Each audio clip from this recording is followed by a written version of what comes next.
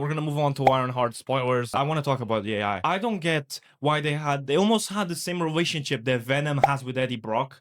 Like in terms of like they're friends, like at least in the films. And like I don't want that for the AI. Like I don't want you because she was like, oh, do this, and the AI is like, nah.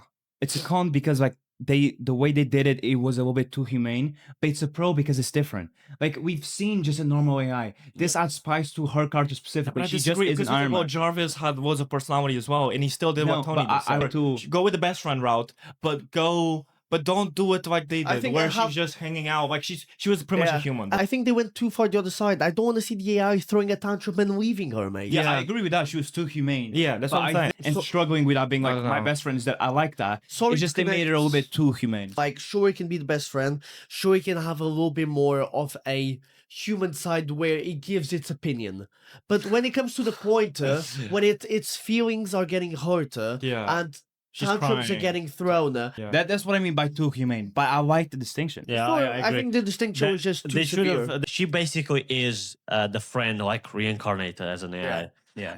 Yes, be more humane and be more self-aware, pull it but back a still, little. yeah, but still indicate that she's an AI, and Riri having moments where she starts feeling and acting as if her friend is back. But then she and realizes then, and it's then there's not. like a moment where she's like, yes, I'll run the diagnosis. Yeah, I or would something like for that. that. Because I think Also it that- takes away from But the it was impact such that a- her friend's death had on her. Because It also takes away a lot of the impact on the ending decision, which is stupid as shit. But since we're talking about that, Mephisto's such a positive. I love the actor from Yeah, Mephisto. He was good, yeah. That was That's good. what's great. The thing is, do you think Oh, introducing Mephisto in an Ironheart show is a good idea? I don't mind the stuff. introduction of Mephisto, but again, it's one of those things like it's a big ball to dribble. You know, like you have to be careful with how you That- do Mephisto. they bet- I definitely And I'll think just leave it as the a last fact. decision definitely like Yeah, that affected was- the show a and lot. the The whole fuck, show is like fuck, it might be hinting a at freak. how the Hood like he did this deal with Mephisto and how he isn't smart to do a deal with Mephisto.